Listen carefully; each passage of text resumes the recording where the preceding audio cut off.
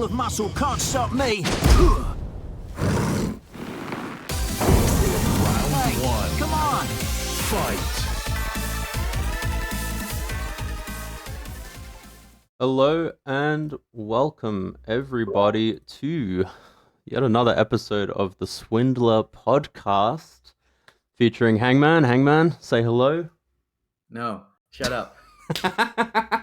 Well, fuck this game, all right? Hello, Chipzeeh. Hi.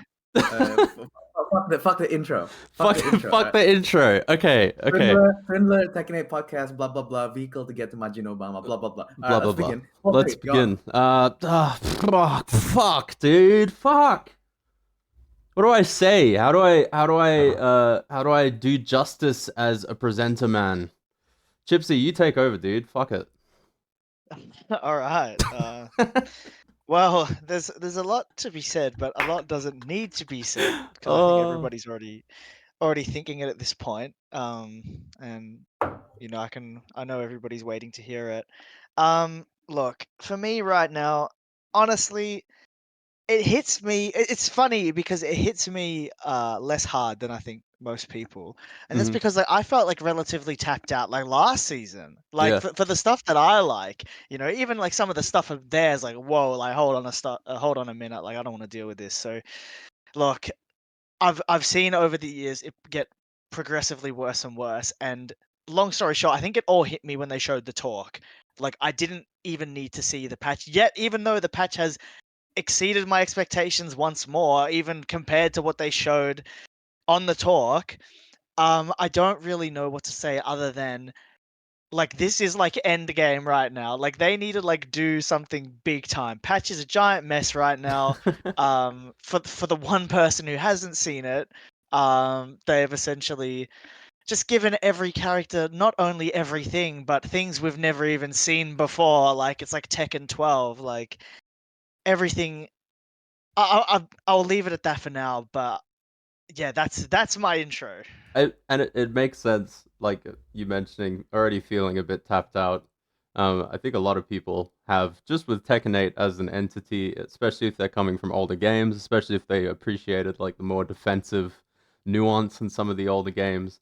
I feel like you had your big tap out with the recent Tekken talk, and I guess like the preamble.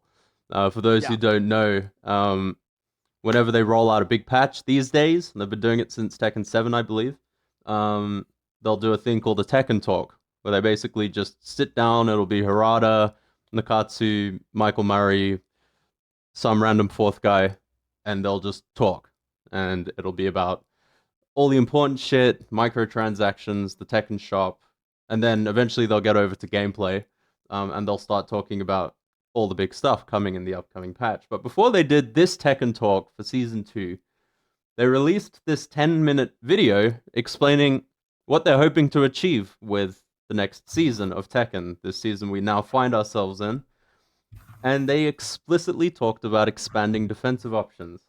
We'd already seen this in a previous talk. They briefly showcased the ability to step into the foreground as well as the background. This is something you haven't been able to do historically.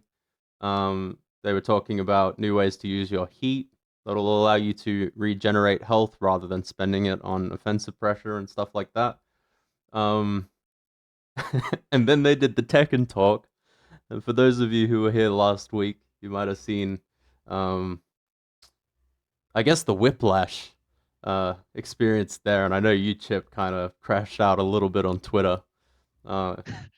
It's like, yeah, like, I will admit, I apologize to all of you who were fooled by my conspiracy theories that we might be potentially seeing, you know, less tracking and more defensive options and yada, yada, yada, even in the face of this ridiculous 2-hour live stream where they're just talking about all these crazy fucked up moves your favorite characters like Jin and Jun and King and shit are getting.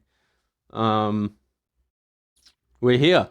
Hangman, how does it feel to be here? I've spoken to many players the last few days, all right? I've never felt, this way before about Tekken, despite all the changes in Tekken 7 and how Tekken 8 started as well. Um, I've never felt in this way. I'm not even angry anymore. I'm just really disappointed or sad. I don't even know, you Mm-hmm. know? Um, and I've spoken to literally maybe over a dozen players briefly and in depth. Um, I think I've never seen many people with their spirits broken, Yeah. right? And I hang around players that are dedicated about the game, right? Mm-hmm.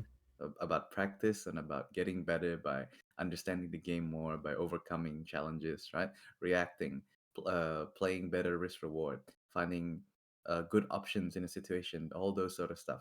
I think uh, I feel like a lot of people's spirits are broken. They are completely checked out of the game. They don't want to play the game anymore. Yeah. Um, in the stream, we have Unknown, Unveil streams. He doesn't want to play anymore, despite playing you yesterday. He doesn't want to play anymore. Um, and he's been one of the newer players here in Victoria that was grinding the game a lot. Torrent is another one, right? A new player in Victoria as well, rather getting a lot better in Tekken 8.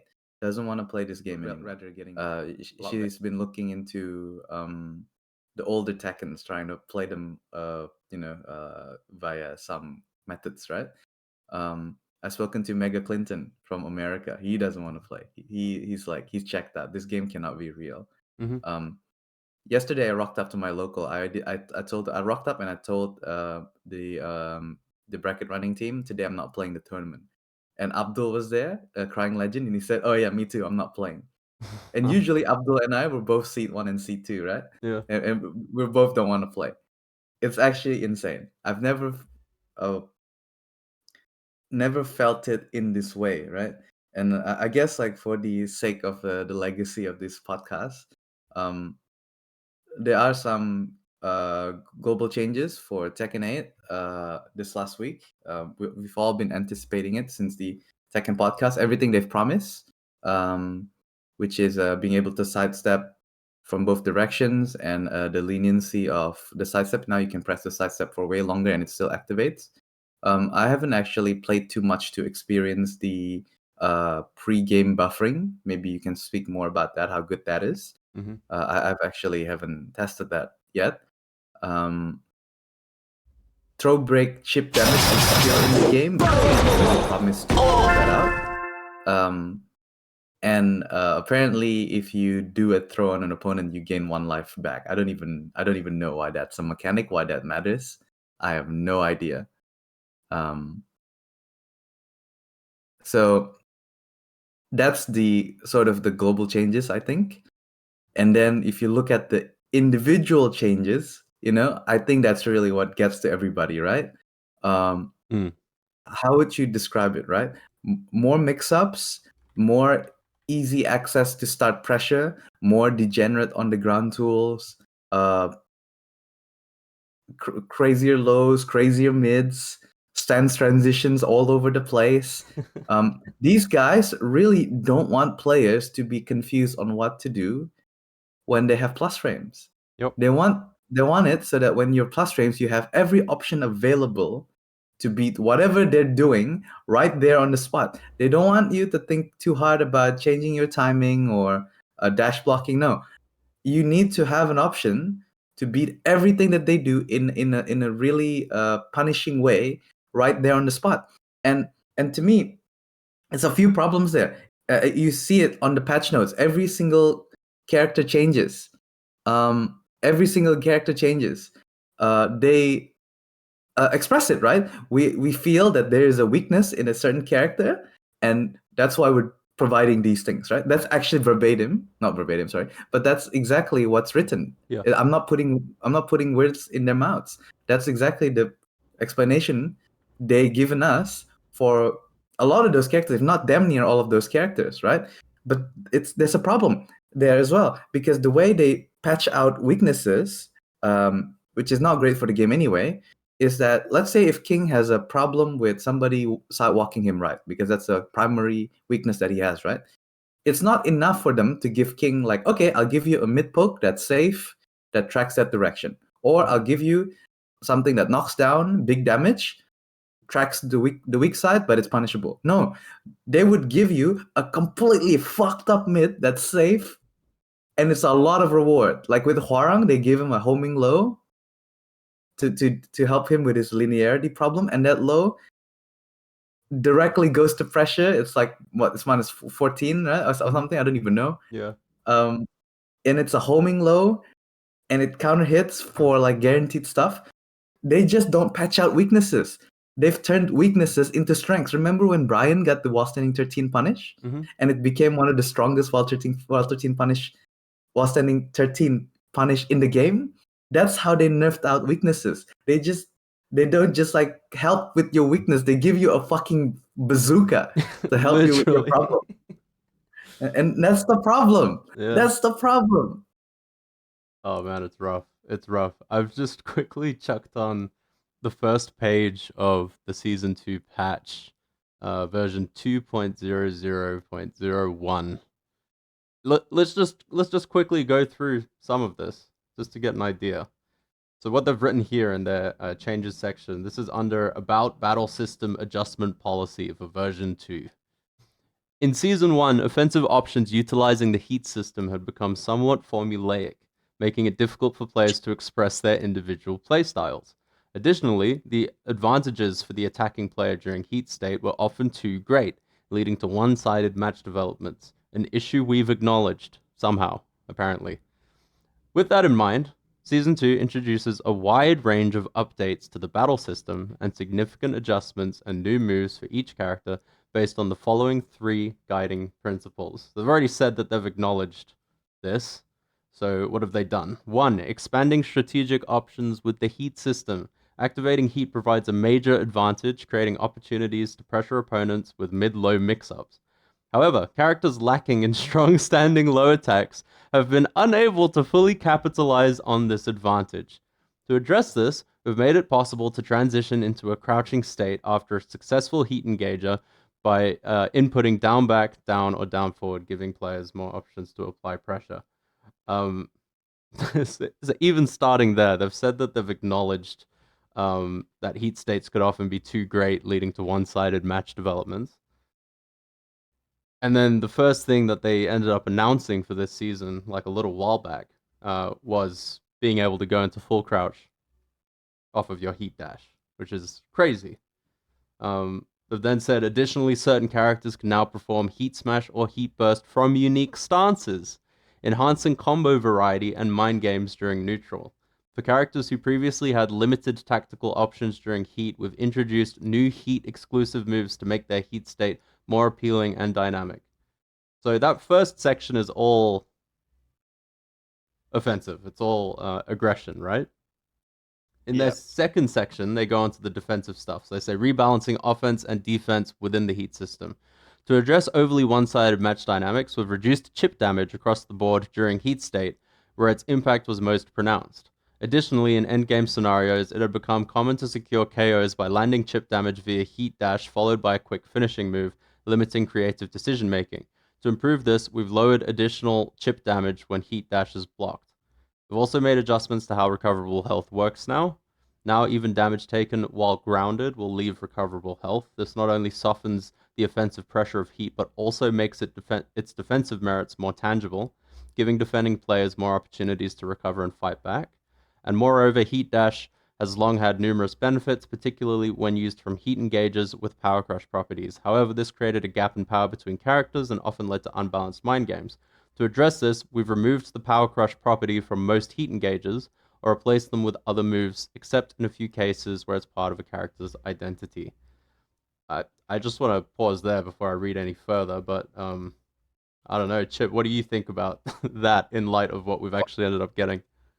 I would love the definition of what a balanced mind game is, because if retaliating with a heat engaging power crush is imbalanced, then what is just blocking for 10 years? You know what I mean? Like, I think the power crush heat engages are stupid, but man, would they be appreciated on this patch? You know what I mean? Like, at least like you'd have an out. It's not a fun one. I think it's absolute crap, but at least it would be an out. Now you don't even have an out half the time. Like, this was I think, yeah. No, I was gonna say that like the biggest thing that I've felt, and we'll talk about it more later in this patch, is feeling gaslit about what you're meant to be doing, because mashing seems so oppressive, and you have to mash. But then conversely, your opponent is pigeonholed into a style of play where they're only really looking for high damage callouts. And so they're Yeah, looking for any kind of hesitation in your offense, any kind of gap to try and throw out a really high damage option. And so it's just this constant feeling of I need to mash, but I can't mash, but I need to mash, but I can't mash, but I need to mash. And it's yeah, like, pretty dude, much, oh, it's brutal. pretty much. It's Yeah, brutal. I just don't understand like the logic. You've hit the nail on the head. They want people to get involved, but only one person's really ever getting involved at a time. Mm-hmm. I haven't even read this summary, by the way. Like Mm-hmm. everything you're saying is the first time I'm hearing it. They're talking about like, oh, the offense was formulaic, but you look on Twitter and look at that. Jack's looping this move 3 times in a row, and Jin's doing down forward 2 like all the time. Like nothing's changed on that. They've said one thing, but they haven't achieved it. Everything's still formulaic. Um, and buffing the heat engager, like that's the ultimate like formula. Like I hit the heat engager, I do the mix. Like, Mm-hmm. so adding the and oh, we don't want one-sided gameplay, so we let characters go into full crouch at plus 17. What? Yeah. Like, that makes absolutely no sense to me. Um, it's almost like the person who wrote this hasn't seen the patch. Like they were like told to do something else, and like there's people tinkering with the actual files in the back. Like, like it just I don't Yeah, yeah, understand what I'm looking at. exactly. I really don't understand what I'm looking at. There's none of this lines up. Like not even remotely. Like the words do not match the patch. Period. Like not a single word. Mm-hmm. Yeah. Well, I mean, it gets better. I hope you're ready for the third and final point. Improvements in controls to bolster defensive techniques and provide more enjoyable play. Historically in Tekken, it was not possible to sidestep towards the foreground while in a crouching state. This created situations where, for example, a string that could be avoided from the P1 side, the left, became unavoidable from the P2 side, the right, leading to imbalances in mind games unrelated to player skill or knowledge. In Season 2, this issue has been resolved. Players can now sidestep towards the screen even while crouching, ensuring that movement options are consistent regardless of side. Additional quality of life improvements include input buffering at the start of rounds, allowing players to execute a move the instant the round begins. Input buffering for side steps, E.G, like tapping up or tapping down after a move is blocked, even during recovery or stunned states, so that players can buffer movement and execute it seamlessly once able to act. These changes aim to improve the overall responsiveness and fluidity of control, helping players of all levels enjoy the game more comfortably. Um, while that does just kind of read like a fact sheet, I suppose, uh, I guess what's funny for me, and I think a lot of people, is they've introduced these new quality of life features. You can now step into the foreground, which you'd think would massively expand your defensive options. You can now buffer your steps as well. So when you do step into the foreground, if your opponent has done a move that's doesn't have tracking into that direction, it's like 100% of the time gonna whiff. Problem is, in this patch, they've added so many tracking options that are really high reward, that are specifically there to create like a binary. I've heard a lot of people compare this game to Soul Calibur, both when talking about like the personnel involved in developing it and also just the types of moves that exist. And I don't want to downplay Soul Calibur. I think it's got some really, really cool defensive play in it and very unique parries, and it's a really cool game. But we were talking before this episode went live about Paul briefly. They've given Paul a homing high natural hit launcher from his deep dive stance, and a hatchet kick, but mainly this high launcher that's plus on block and does chip damage. Um, it's like you have to look at Paul as he's dashing at you like an absolute crackhead. Perfectly time your sidestep to beat whatever potentially linear option he might do. And any kind of approaching stance that's cancelable, it's much harder to time your movement width. There's no canned aspect to it. He can always just choose to cancel out and then go into another rotation of his movement. You've now got this perfect homing high, like a perfect move. It's fast. It's a natural hit launcher. It's homing. It's plus. And it's like, cool, man. It's high, bro. It's high, bro. It's fine. It's high. And you can step into the foreground now. So just It's high, bro. It's fine. duck if you know it's coming, dude. Oh my god. The ghost of Murray lives on, dude. I don't know, like Hangman, like what do you think about, I guess, this little rubric that they've put together in light of what you've seen? Absolutely shocking. And the developers sort of say, hey man, don't complain until you play the patch, until you see the full patch notes. Crazy work, actually crazy work saying all of that, knowing exactly what's in the patch a week later. Actually crazy work. Some of the worst public relations misplay I've ever seen in my life. Worse than Keisuke dropping a combo. Worse than me dropping a combo. Some of the biggest misplays in Tekken I've ever seen in my entire life. All they had to do was not say anything. Actually insane. But Actually insane. See, they did do some damage control. So in this next section, they've said, throw mechanic adjustment based on community feedback. So last week we spoke about this new throw mechanic that they added, where they were going to give chip damage. If you broke a throw, you would receive some chip damage. You'd basically get punished for a throw no matter what. Hangman, you made a good argument about why it might be a reasonable thing to include, but that's going to depend on the type of game you're playing, which we've now seen. And they've seemed to see it, I suppose, maybe. Either they saw it or enough people screamed that it was just too obvious. Changes to throw mechanics. In Season 2, to address the difficulty of countering throws, the following adjustments have been implemented. 1. Loosened the window for throw breaks using 1+2. The intent of this change aims to reduce instances where players fail to break throws despite successfully predicting them, particularly due to the difficulty of executing simultaneous button presses. 2. Increased recovery for whiffed normal throws. By increasing the recovery on whiff by 6 frames, players will have an easier time punishing their opponents who miss their throws, especially when using crouches or backdashes to evade. However, considering that throws are often ineffective against opponents who can react and break them upon seeing the animation, additional benefits are being provided to the player attempting the throw. When a throw break is successfully performed, the thrower will recover 1 point of recoverable health.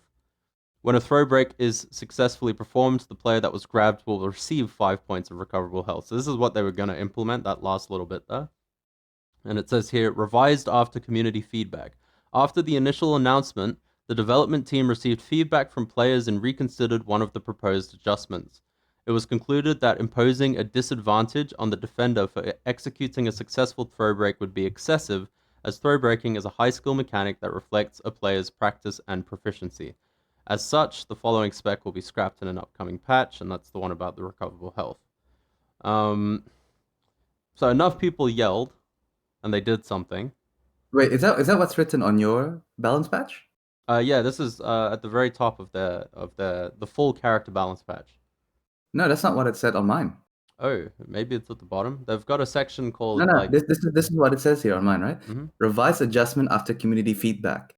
After the initial announcement, the fucking community on X fucking dumpstered the living shit out of us. Gave us no choice but to respond. Some of the worst fucking feedback we've ever seen before. I'm getting death threats from people. I just want to play my fucking Payday 2 with my son, and people are fucking telling me to go fucking die. actually And, real, dude.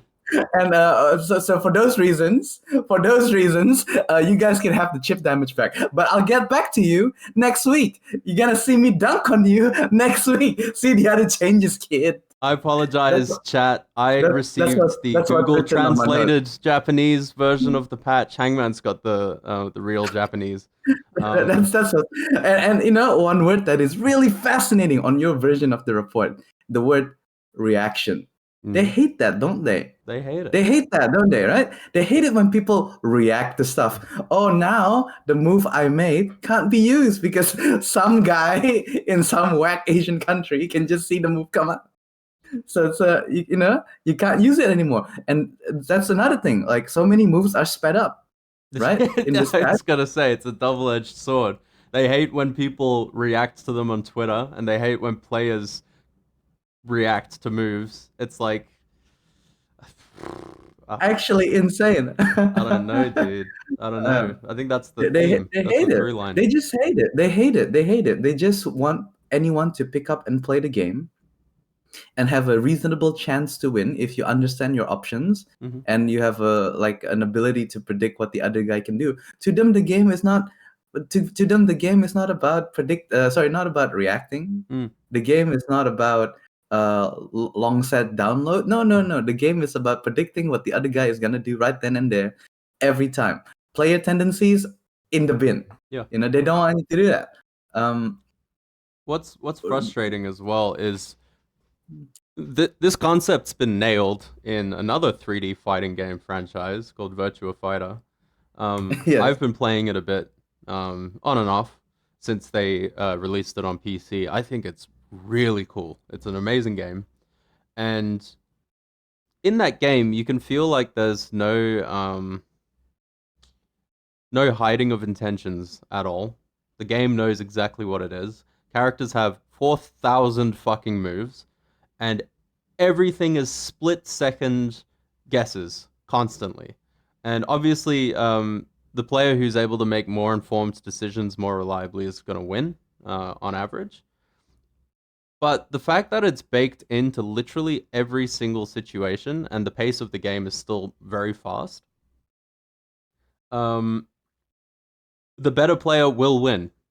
Like, it's just how it goes. The better player will win. They have specifically been intentional about the amount of defensive options you've got. So even though it's constant guess, RPS, RPS, the amount of layers in terms of both your opponent's offensive options and your own defensive options in turn creates this really, really unique kind of ballet that you get to play with each other. In Tekken 8, Season 2, they've already got this baseline franchise history that they're having to compete with. And I've seen people on Twitter, like the term legacy has become more controversial than it's ever been. This game is already built on decades of foundation.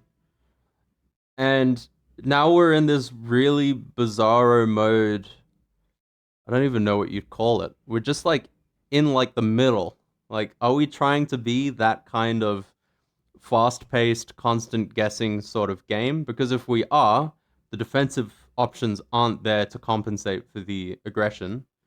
And two, this has been another one that's been blowing up on Twitter. Tekken has now, at least, no respect for a player's time at all. I wish I had it on hand. Someone posted on Twitter a Lydia combo from Season 2's new patch, and they were able to fit in to the one Lydia combo 4, I think, Tag 2 combos. It was either Tag 2 or Tekken 6, or maybe a mix of both. Tekken 6, yeah. Tekken 6 combos, four Tekken 6 combos within that period, and they were all like very viable, like standard B&Bs. It was T6, yeah. That all, like a few of them did like some pretty serious damage as well. 4 combos in the same period of time, and it's just so bizarre. Oh my god, they've ruined combos. They're in love with strong aerial tailspins. They cannot have enough of this move. I don't know They why. cannot have enough of this problem. It absolutely ruins. I know the combo damage across the board for every character has increased by 10. Yeah. Not It's- mine, more like 20.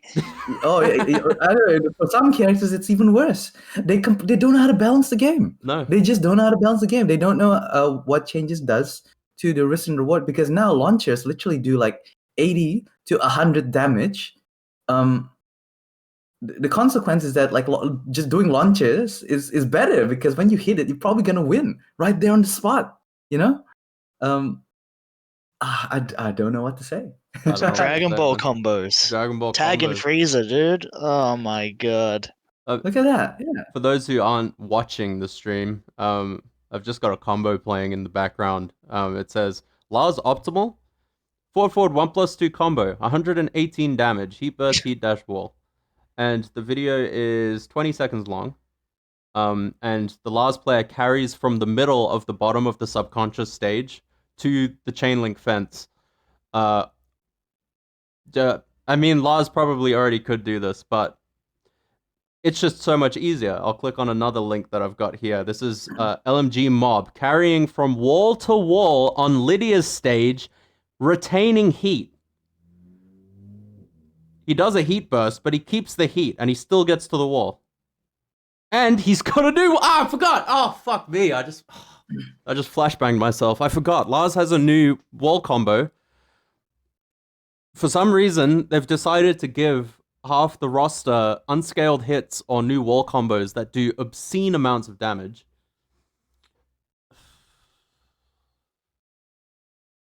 It's just ridiculous. They just don't know how, and this is not things that are easily balanced, As if the No. balancing is gonna look at every character, see what combo damage is like reasonable or not, what value. This is actually a lot of work for them. And this is also the part that's heartbreaking because they fucked up the patch by doing too much. Mm. They actually put effort into season 2. Well, yeah, I was thinking the same thing when they animation. were saying 1,500 lines of changes. There's just this sinking feeling where it's like, shit, maybe they actually put work into this. If they fuck it up, it's gonna be a nightmare to undo. This is a monumental amount of effort that they've actually put into the game, more than any other patch they've ever done before. Even including Tekken 7. Yeah. Never has been there a patch this big. We've seen new moves being added. We've seen new mechanics being added. We have those in this patch, plus all these singular line changes. Every character literally gets so much, and they don't care. Yeah. If you want to if you do want to take the time to try and fix it, the other problem, one of the most infamous videos for those who don't know in FGC history is this video by one of the goats of fighting game community content creation, Gerald from Core A Gaming. Hangman already knows where I'm going with this. Yeah. I forget what the video is called, but I believe the thumbnail is just the word buffs and then like a more than sign and then nerfs ? And the conceit of the video is that in any competitive game, generally speaking, buffing is what you want to do.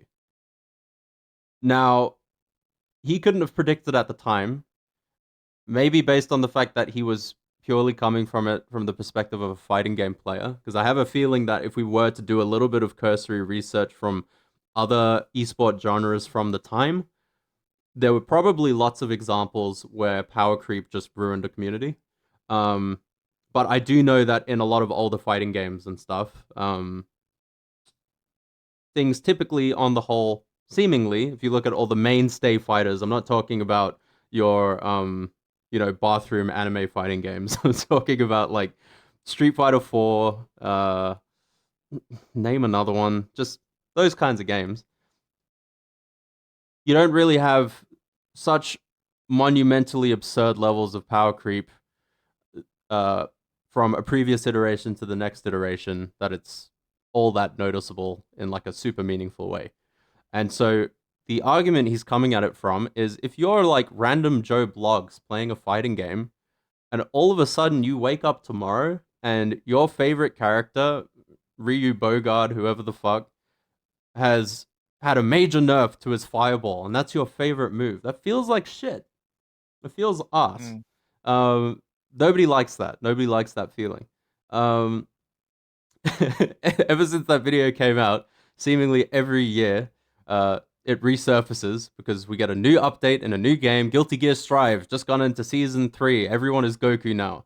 Dragon Ball FighterZ, they've just had their first major patch in like over a year, and everybody is Super Goku now. Tekken has done the same thing here. You can't undo this without disappointing half of your casual fan base, because assuming casuals are still playing Tekken 8, which I'm going to assume they are, because the game is still making money, how are they going to feel if they learn a combo like this? Not that they would, but if they learned a really good Lars combo, and the next patch, half the moves are whiffing, because they've had to go back and retroactively delete everything. This is what I believe, right? This is what I believe, okay? I believe every person is generally on the more selfish spectrum, Mm. which is, and you can see it in this patch actually, where everyone generally thinks, well, not everyone, sorry, but a lot of people generally think that the buff that they get is deserved, Mm. but the buff that everyone else get is like too much, right? Yeah. And it's very easy to understand, like human behavior, right? I don't know if in Tekken 7 they felt that when they nerf characters, the feedback is really negative from the communities of those characters. Maybe, you know, I don't know if it's something that they learn and they decide to, we will never do that ever again. You know, when they got, I don't know, Fakumram or Leroy or even like characters they got mini nerf. You know what I mean? Mhm. Like when Steve got nerf, you know, you had the very strong reaction from a top player by the name of Hira Malik. Right? I put my entire life into this character. You know. Yeah. And the nerf was quite deserved, right? Mhm. Um, Absolutely. Steve was really, really bonkers. But it does, you know, nerfing a character, people take that personally. Yeah. People take that nerf personally, for sure. And no matter how busted the character was, there will be a subsection of the player base that thinks it's too much, or thought that the character was actually fair before, Yeah. right?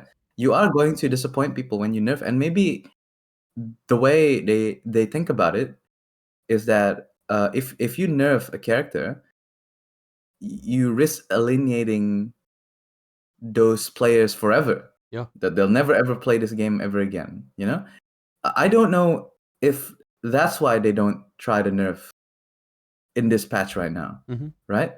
Because maybe there's a precedent in Tekken 7 that they don't want to cross again. Yeah. It's just so strange. I really really want to know if there's data backing these modern fighting game direction of bloating the game, uh, of simplifying the game. Is this actually correlated with more revenue, more sales, more players, more active players? I really wonder. Good question. I actually don't know, but all of these games are going the same direction, right? Yeah. Or similar direction. It's kind of the same. Um, What I don't no, understand yeah. though, maybe there is a correlation, but like, and maybe I'm just hopeful because obviously not everyone's part of the community or the scene, right? Mm. But I feel like uh players of games online in general these days are more connected than ever in terms of generally understanding what the zeitgeist of the moment kind of is. Um, I would be surprised if anybody who was playing Tekken 7 ranked above like red ranks hadn't at least peripherally heard about Arsenash. This isn't to say like there will be a massive percentage. Like I'm probably overblowing the percent in my head, but I'd imagine that a massive amount of players knew about Arsenash in some way or another or heard his name spoken. And one other thing that I think is even more would be even more relevant is public outcry. I remember that they did a change in Tekken 7 where they made Kazuya's Hell Sweep track in both directions. Yeah. If you were playing Tekken online more than like 2 hours a week, probably at the time, you might have heard something about it. Right now, I've never personally seen this much outcry in the online Tekken community world about anything. Um, and we've seen the Steam reviews. I don't know if anyone here has seen the Steam I reviews will for this game actually right give now. you I will give you a numerical breakdown of the Steam Oh review. no. Please do. All right. I'm gonna see if I can find it. While you Yesterday talk about it. morning, when I woke up, I checked the Steam reviews. It was already at overwhelmingly negative for That's recent crazy. reviews. That's crazy. The review said in the latest reviews, 35%. This is yesterday morning. Mhm. 35% of players reviewed the game positively. That evening, when I decided to go to Pixel Bar, it was down to 25%. That's probably around 6 p.m. When I got home from Pixel Bar, it was 22%. This morning, when I woke up, it was down to 19%. Right now, it's 16%. We're going back. 2,565 user reviews in the last 30 days are positive, and it's at 16%. What's the math on that? Oh no. Chip, you're a fan of rap, right? So you know that song by Jay Sean, Jay Scene, whatever his name is, Down, Down, Down. Featuring Okay. that's where the scene reviews are going. You're Yeah, a they're fan going of in the rap, right, internet. Chip? That's one of Hangman's favorite questions to me. I don't even know what he said. Um, yeah, look.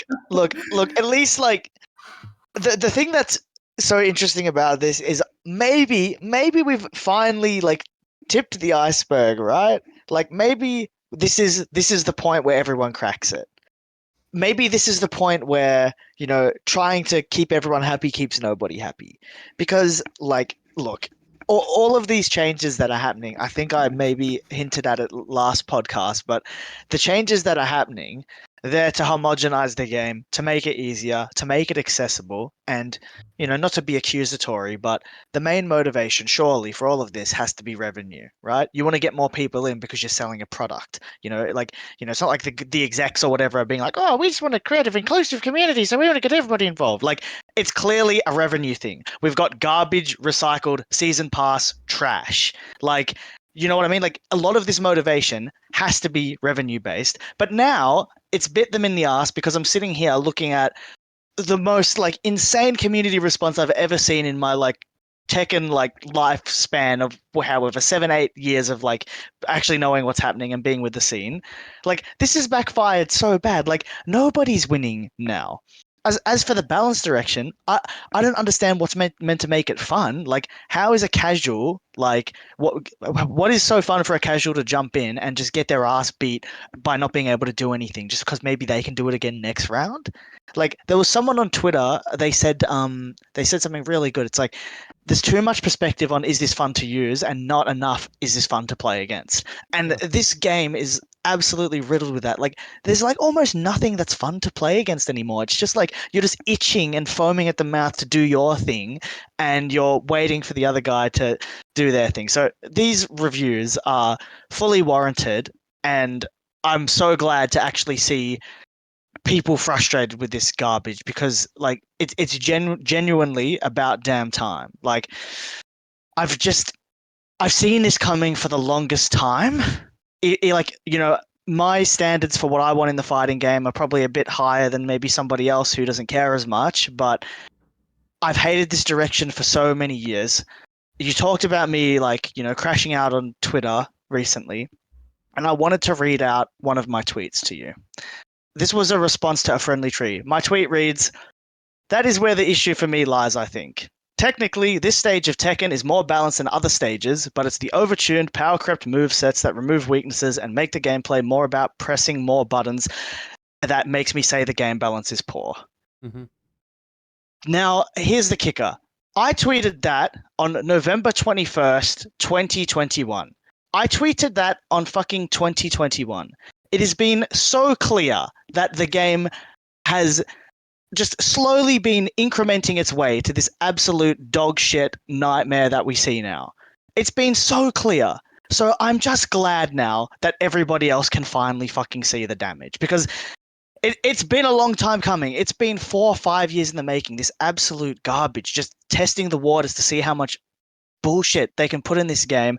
And now finally everyone's pissed the fuck off. So I love this franchise so much. I'm so pissed off to see that it's in the gutter, but at the same time, I'm just glad that people are pissed off about this gutter trash. Well, I mean, fully agree on pretty much everything. I did just want to note, people in the chat have been mentioning to check Tekken on Twitter. Yeah, so I can give you a rundown on that. I've got it here. I'm gonna put it up on screen. If you want to go over it, Hangman, feel free. Yeah. Essentially, very quickly, there's one guaranteed bug in the game, which is the Paul Hammer of the Gods forward 1+2. Now he can transition, whatever. If you transition fast enough and cancel, you can get a guaranteed while standing 13 attack.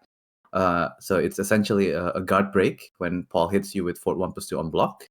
So they flagged that's going to be nerfed. That's not intended behavior. The other one is, I wasn't sure if it's something that's intended or not, but Jack's 2-1 up forward 1+2, the Donkey Kong jump attack, that's also flagged as unintended behavior, so they're going to nerf that move as well. Whoa, they're listening, guys. they're listening. I feel They've listened to. they've got some I feel upcoming plans. They've said that the patch will fix the options menu issue, address the Paul and Jack bugs above, include part of a previously announced balance adjustments. After the That's patch, the probably development team will continue to review and respond to community feedback. Exact details and timing of the patch will be announced once finalized.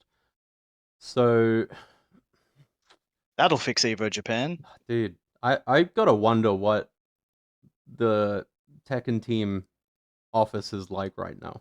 they are 100% under pressure. If they're not, they would have not folded and reverted the the chip damage on the throws, right? Mm. They are 100% under pressure. They have to. 100% under pressure. So Gunmo in the chat mentioned something funny earlier. What did he say? Let me just quickly find it. He basically brought up Rangchu winning TWT back in Tekken 7. Said, what about the Tekken 7 bear nerf after Rangchu won first TWT? This whole debacle has gotten me a little bit schizophrenic. I've been trying to pinpoint, I guess, the moment where things really started to go downhill in a way that you can kind of like verify and go like, yeah, that's the point. And everyone's gonna have like a different point where it happened. For me, due purely to the powers of copium and being a gormless motherfucker, it's been relatively recently, and the main thing that's really tuned me out, and it's been something that's been an issue for as long as I've been doing Tekken Talks, but it just gets more and more noticeable as the patches get worse and worse, is watching the senior staff who are running the patches struggle to do basic inputs on anything. It could be like, I don't know, character transitions into stance by pressing 1-1 into 3.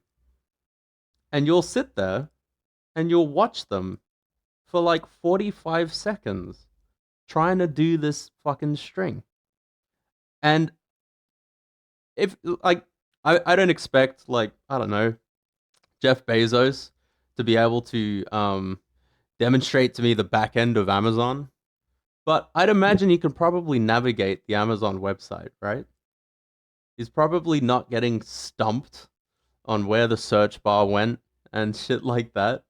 In my head, I've always compared fighting games to music in terms of like the muscle memory components of it. If I spent like a few hours with you, Hangman, or you, Chip, and I don't know if either of you are play musical instruments or not, but say that you don't, and I taught you like a major scale on a piano. I taught you like, here are all of the major notes on the piano, and then this is what they look like notated. And we spent like maybe a few hours just going over it, and then I got you to do like 10 minutes a day for like a week. Just so that you could look at a note on a staff and you can go, that's a C. I'm going to press this button, that's a C. Done and dusted. I would probably be able to then give you like 20 of history's top hits that use the major scale, and I could get you to actually play them out in real time, and then have you as the backing band for my 2-hour Piano Talk Season 2 presentation, where I'll just tell you, hey, show them Michael Jackson Thriller, and then I'll give you the notes, and then you read them, and then you go, da, da, da, da, da, da. It's like, oh, cool, amazing. And then I watch, like, the developers of Tekken 8 not knowing how to do basic moves for a franchise that at a core control level hasn't changed in 30 years. Show me the best player in the dev team. I'll cook him in the first 10. Give me your best player. Honest Give me your to God, best player. I'll fucking cook you. I meme about this all the time, that Tekken balancing these days feels spite-driven by Mishima Star or Murray losing to someone in the office and just going, well, why can't I do that? Let my character do that thing you just did. That's how it feels. Give me their best player. They, at the end of playing me in the first 10, they're gonna want to have to tear their hairs out. Dude, I think you do could another buff, mate. I think you could Give me that guy. comfortably first to one the entire office in this patch. I think you could. I reckon I'd lose on this one.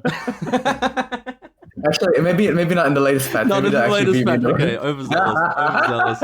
Maybe in the latest patch you'll actually get me. Dude. And like when I look at this, the changes they announced on not on Discord, the changes they announced for Paul and Jack, right? You said it yourself. I don't even know if whatever you read said what I read. Because they said the third hit cannot be interrupted after blocking, though it should be interruptible. You caveated with, I don't know if this was intended or not, but you're already assuming bad faith where it's completely warranted to do so. It makes sense. It's like, I'm not sure if this was intended. It is so colossally mind-fucking, the decision to make Jack 2-1 work like that. I can actually bring something up to further bolster this point, because you're not the first person to think this. Jack looks like Donkey Kong platforming out there, dude. We've got Evil Greg Jackson, Brian Player from the UK. I've been playing Tekken for many years, and I'm trying to think of something as obviously game-breaking as this, referring to Jack 2-1, post Tekken 3. And I can't think of anything. People often use broken to describe things which are very strong, but this is actually broken. It's not even a weird unblockable glitch like the Paul forward 1+2 thing. Strange interactions sometimes get past playtesters, that's understandable, but releasing a game with this is genuinely embarrassing. He even made the same assumption. Like, everyone pretty much agreed that Paul forward 1+2 was a bug. But you, him, myself, and probably many other people took a look at this Jack 2-1, up forward 1+2, whatever the fuck, and it's like, no, that's probably just a legitimate, uninformed decision. Like, that's just what the team's like. Yeah. You know that string is cooked, but you can find a lot of other moves that are like not very far off. I'll tell you right now. Yeah, I know. That's why it's believable, because it's not super far off. Yeah, it's really not. And look, I'm gonna be real. Even if I can interrupt this with a jab, it's not even that fun of a mind game. No. He's still gonna jump at me sometimes and put me minus -1 billion. Mm-hmm. And do chip. Does anyone know? Yeah. Actually, I'll give you a surprise. Do people know that there's actually 2 new strings from this move? 2-1. There's a low. There's a low? No, he's got a low. I believe he has a low, but no one knows about it because this move is just. Why would you want to? He has a low, right? I know he's got the machine gun punches. I don't know. Maybe I genuinely have no idea. I think he's got a low from this, but I could be wrong. I'm not sure. I might be cooking myself. You better not. Or I don't know if that was a nightmare from this morning. I'm not even sure. Well, look, it's on the table. It's like it's not that egregious when this is here. Yeah, and we're talking about all these changes, right? Mm-hmm. That I've completely forgotten about what I wanted for the game. Mm-hmm. I wanted heat smashes to be nerfed. I wanted some heat bursts that overly track to be nerfed. You know, I have so much more stuff to deal with now that I completely forgot. Yep. Not one heat smash got nerfed property-wise. And like Unveils just said in the chat, these two are such outliers that other shit will pass through right now.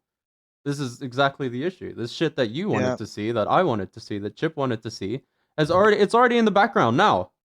Because I'm looking at this, and I'm looking at whatever new shit Jun does and whatever new shit Paul does, and it's like, fuck, they've fucked themselves so hard. Today I played 2 games just to get my daily missions. The first one, Lars did Shoeshine into transition, fucking blew my eyes out. And Nina did like one of the hand swipe moves into transition. I was like, what the hell is going on? See, I didn't even know Lars Shoeshine went into transition, and I have a feeling that I've even been hit by it because my brain is still stuck on Lars down forward 1 having 2 new extensions. Yeah, and none of the nothing I wanted happened. None of the top tiers really got nerfed in any significant way. Mm-hmm. Everyone, there's no low from 2-1. Okay, I'm cooked. It's probably I was dreaming. Thank God. Just to bolster the point even further, for those who haven't seen it, Chip was on Chai's stream earlier today. He got Chai to put on a blindfold, pick Jack, and run on ranked, and this is what ended up happening. I'll see if I can get some volume. Shit, man, what's he gonna fucking do? Dude, there's no way I'm doing this. This is so stupid. And throughout all of this chaos, it's been overshadowed so much. Nobody's talking about Anna. We haven't mentioned Anna once in this podcast. I don't even know what characters in the game. For 1 hour on the dot, this is the first time I've mentioned Anna. Yeah. You know why? Because it's what's going genuinely on. insane. Right, yeah, What's hold going on, on right now? hold on. It's out of this world. Look at Who's this. Anna? I don't know. He's one hit. We He's got- got loads of we got a- coverables. That shit with the power crunch, baby. Bro. Oh my god. We got the Kishin promo. Woo. That's a promo. Blindfolded. You're in Kishin now. More like Kishin my ass. Oh. More like Kishin my ass, dude. Fuck me, man. What a time to be alive, dude. I feel bad for Yagami. You have to compete very soon for Evo Japan. I don't know what the game plan is for you. I'm so sorry. I really don't know what the game plan here is. That's the biggest tragedy, because I've been super excited for Mega Clinton to come to BAM. A player from America, been on the up for a long time now, and is incredibly solid fundamentally. Those who are like frequenters of the Tekken Zaibatsu Discord would know just how much this player has really skyrocketed in the last couple of years. And it's like, what the fuck now? I travel across the world from the US to Oceania to potentially get 0-2'd by two random Jack players who've just picked up the game and have decided to play it because their friend showed them funny 2-1 button. It's like, dude. It's crazy. It's crazy. Look, yeah. I don't Sure. get it. Yeah. But seeing on the announcement, they're talking about the two main moves that we've been talking about, the Paul and Jack crap, as part of the emergency patch. I really think that's like the tip of the emergency. People, that you're not going to fix that, and the patch is going to be good. No. You know what I mean? Like, That's nothing. this is the must do, so you don't have two characters in top 8 at Evo Japan. So you don't have That's an what this active patch shooter is. at your place of business, dude. Like, jeez. It's just so bad. It's just so bad. And you just know that line on the include part of the previously announced balance adjustments, future adjustments, is just them more early reverting the chip damage throws. That's what that is. Just say it. Because I know what that is. Can you just say it? Can you just be upfront with me, please? Like, that's literally what that line is. Oh, it's Just it's tell that- me, it's man. that- And the review of the heat engager heat dash plus frame. That's it. That's it. That's all they got for you. That would actually be nice. The game would still suck, but maybe if they weren't plus 17, maybe at least you can not snowball as much. I'm willing, because You they've go. doubled down so hard. I reckon that some TA at Namco had to fight Murray to include that line. They had to be like, no, bro, we need we can't double down this hard, dude. Could you please just have like a little thing where we allude to a thing that we don't have the manpower or time or funds to do? Please, just do it. Just allude to it, because I'm afraid. Man, it's crazy. Yeah. Dude, I don't know. I've got a landing clip here. What's this? The fucking business room right now, Harada is surrounded by his actual superiors. They're asking him what the hell's going on with the Steam review, what the hell's going on with Tekken, how's the sales going? Harada's going, Yamero! In the fucking meeting room, going absolutely bananas. Yeah, he's like tweaking off his balls on who knows what, just saying, don't ask me for shit repeatedly, shivering in the corner. Just like, dude. Oh, man. They've cooked the game, bro. It's cooked. It's the stakes. The stakes cooked, man. I saw a tweet from Chai earlier. He made a tweet and it just got my brain thinking. What did he say? He said, I remember dealing with Call of Duty updates thinking they were the worst thing ever, but after the Tekken 8 Season 2 update, I would take 100 more updates from Call of Duty and stream that regularly than deal with this patch. What awful game development and decision making. Okay, reading I'll ask you that guys. and thinking in my head, what would a compare, like someone's even said it, can you explain in COD terms, what would be like a comparable patch for Call of Duty, for the NBA, for like anything? Because I can't believe it. What were you gonna say, Hangman?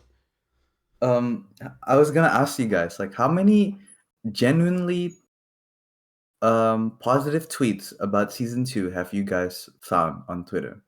Is that Not many. Is that excluding tweets that are like, hey Other guys, people some showing you- people are enjoying the game, maybe Yeah. don't be so harsh. Yeah, That's excluding those excluding ones. those. The ones that you actually found in the wild. I actually only found one. I that found one, genuinely and the think- only reason I found it is because Murray responded to it in a really sardonic way. Yeah, I found one. It's the Tiger Mask from North America. Do not bully him, guys. But that was the only person I could find that genuinely, loved the game. And if you love the game, genuinely very happy with you, very happy for you, right?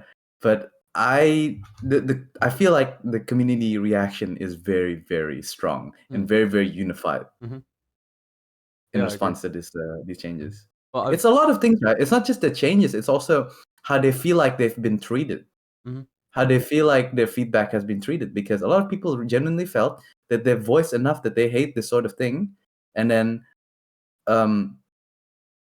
in the Tekken Talk and in the 10-minute video, they sort of acknowledge, yeah, okay, we know the heat's too strong, the mix-up's too strong, you know, gameplay's becoming homogenized in heat, they can't do anything. And then they double down anyway, right? I felt like that is really heartbreaking to experience. Yeah, it's rough. I've seen a third in the chat say, I'd say Diablo patches are still worse, but then again, that's not a competitive game. I've personally got a little bit of stake in this as someone who's loved Diablo since D2. For those who don't know, Diablo action RPG game from Blizzard. Historically, with Diablo 1 and Diablo 2, it was known as like the gritty, feral, tense, horrific action RPG game to scare your Christian grandma. And it had a lot of depth, and there was a lot of complexity, and there was a lot of ways you could build your character and make them perform in different ways and do different things, and lots of items, and it was quite hardcore and difficult. And then Diablo 3 comes out, and the game is substantially watered down, doesn't have this scary aesthetic anymore, feels more arcadey, more balanced around newer players, easier to do things, easier to grind for things. And then Diablo 4 comes down, and it seems to try and go back to the way things were, but it doesn't quite succeed in certain ways. But third already mentioned, then again, it's not a competitive game. And that feels like the crux of it at its core. Is Tekken is like the strangest fucking game you could choose to have this kind of balanced mentality around. Like you walk into the studio, it's your first day as the big boss at Namco, and you're looking at your game that you've been assigned to, and it's the game that's got characters that have 100 moves each. The game that historically has prided itself on its complexity, to such a point that the game has even failed in spots because of experiments like Tag 2, which were too experimental, too much going on, too much you needed to learn. I understand the watering down of things from like a monetary standpoint.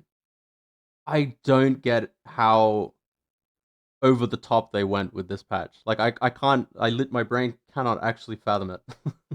Like it doesn't make any sense to me. I don't know. For me, sorry, Chip, you were gonna go? No, you can go.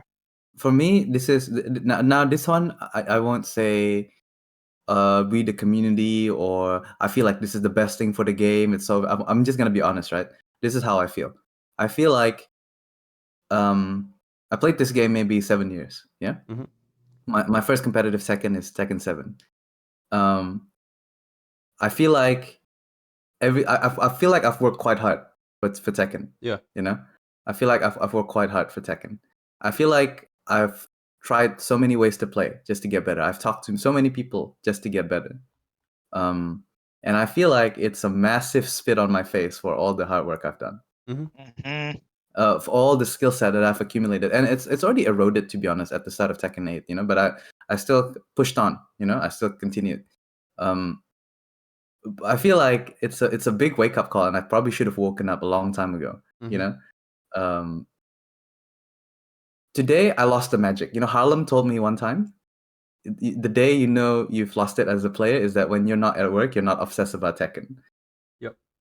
And you said that to me too, Poultry, before the stream. Yep. Today you were at work, and then you were not thinking about Tekken. Yep. I haven't had those days in a long, long time. No matter what I'm doing, I'm generally thinking about Tekken. Whether I'm studying or I'm working or I'm at social events, not talking to other people, I'm thinking about Tekken. Even bad patches historically. Yeah. I remember when they messed up in T7 with Lars, and they gave him like some I-12 heat move, like rage move or something. You're sitting there at work thinking about like how fucked up is that? They're gonna change that. They're gonna patch it. Today, silence. It's too much, right? It's too much. So that's how I feel about the patch and why I'm disheartened. I think disheartened is a good word for it. Yeah.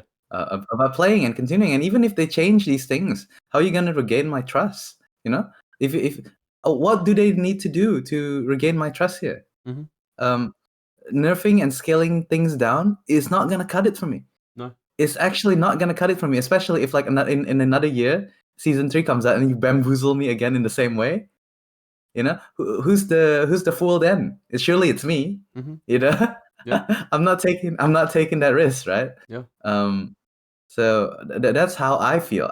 Maybe I actually am quite curious for this is Tekken 8 season 2 support group here. Like for people in the chat who's watching, just I don't know, write a paragraph or two about how the season makes you feel, how the whole experience made you feel, their response to it, the things that are actually in the game, like your legacy, whatever, legacy, new player. Just I don't know, if you, even if you like the game, go put it in the chat. Yeah, If please. you think like it's not too bad, you actually feel it's good, it's the direction that you want, whatever, and don't bully that person if anybody actually writes that. I actually genuinely want to know what other people think. I actually genuinely am interested to hear what you guys think. Well, I If mean, there's lurkers in the call, feel free to put it in as well. Yeah. I should Well, caveat look- actually, you don't bully if they like it. Yeah. Don't bully. Yeah. Don't bully anyone in general. Whatever. I think that is the perfect thing for what I was gonna say. I agree with that statement wholeheartedly. 100%. At the end of the day, it's just a game, right? However, at the same time, the thing, and I know the people that are like this are in the absolute minority right now, but at the same time, it goes both ways to not get mad at people that are upset by this or people that are angry about these changes and vocalizing them and going against them. They're few and far between with this patch because it's pretty much pissed every man and his dog off, but I'm still seeing like the occasional one of people that are just like butthurt that people are pissed off at this patch. Like, yeah, okay, don't actually go and attack the developers and stuff. That's stupid, right? But people are allowed to be mad about this stuff. This game, to me, I say it's just a game, and it is just a game, but at the same time, it's not. It's something that, especially 3 years ago, I was investing, like just like Hangman said he was, like investing so much time. All I could think about was this game. This game sort of swooped in for me at like a really pivotal moment in my life where I sort of feel like I was like separating from my original friend group, and this game came in and it allowed me to connect with the community in person and make so many friends, and the game was so fun and the game was its own unique thing. There was nothing else like it, and I invested so much time into it, and it comes to this point where all those people like maybe Hangman, myself, Poultry, or what about these pro players that are traveling around the globe to win payouts of absolute chicken scratch that keep your game relevant on Twitter, on YouTube, in esports, right? Like they're getting paid fuck all. Like a lot of these players are taking a loss, but they're going around to enjoy this unique product that the company now is trying to not make a unique product anymore. So when I see comments like, if you don't like it, don't play it, or go play something else.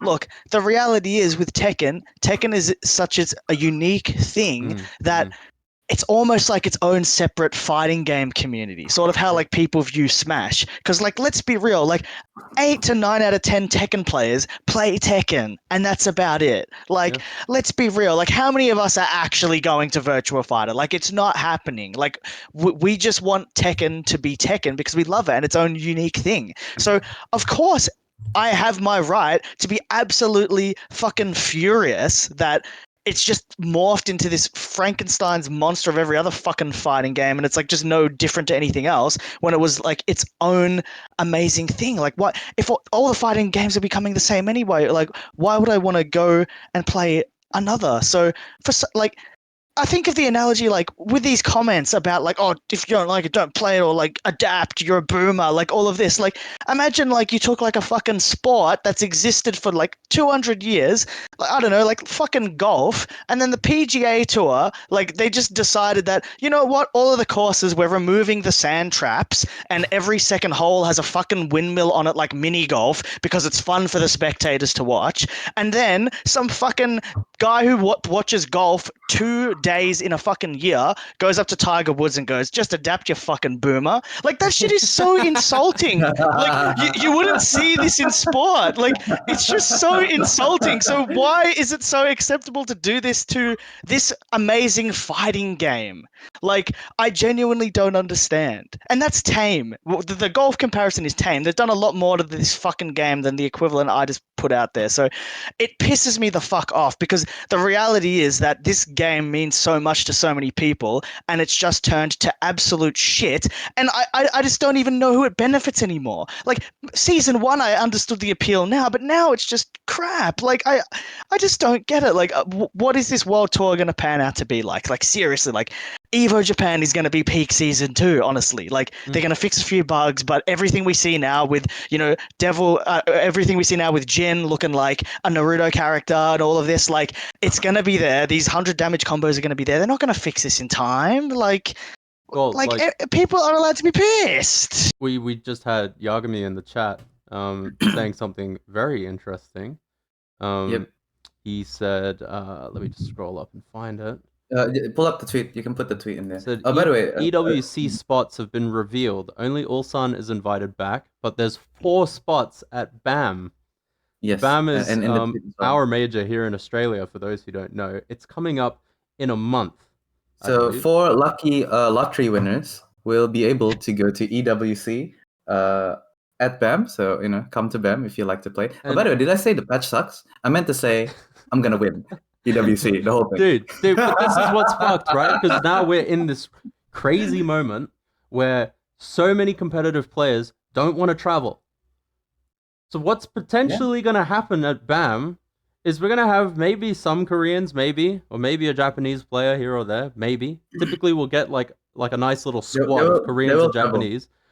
They will travel. But some of them aren't going to attend because they're like, why the fuck would I want to go to Australia for this game in the state that it's in? I just hate the game right now. Like Yagmi's just said, Ryef already said he's not going to BAM if the patch stays. What happens if only, like, say 2 Koreans show up, one of them happens to get knocked out in top 16 because they run into some random Australian Jack player or something. They lost to like a random Paul player. And then we potentially have 3 Australians. Ichigo, and he just loses right there. And this is partially why they can't double down. The embarrassment would be crazy because the Tekken developers 100,000% know EWC was fucking good for them. EWC was huge for this game because it was such a massive tournament. People who were not interested in Tekken whatsoever tuned in for EWC, and now you're going to be having them scrambling to potentially maybe do this retroactive patch where they nerf a bunch of shit. Then you risk having these players fly out to the tournament from regions that are lesser known or have less competitive players traveling from around the world to attend, who managed to make it out in grand finals because they used Jack, or they used Jin, or they used whoever, doing some random bullshit strategy. Are the developers going to then turn around and nerf the fuck out of the game? And then they make a fool of themselves on the world stage when they can't take a round off of anyone in a game that's closer to what it used to be? Or are they just going to leave things as they are? Because fuck it, bite the bullet. It's less work, it's less effort, and we don't want to embarrass ourselves in that way. Let's just paint it as a cool new storyline. Wow, there's some real talent brewing in Romania. It's like, dude, Yeah. like, I don't know. It's fucked. It's a fucked situation. It's real though. What you're saying is true. Like, there's gonna be a new player pop up. It's like I don't know. Like I've heard this Casino conspiracy. Chris. I've heard this. Like they're manufacturing top players, even for the competitive scene. Like that, even though they hate the competitive scene.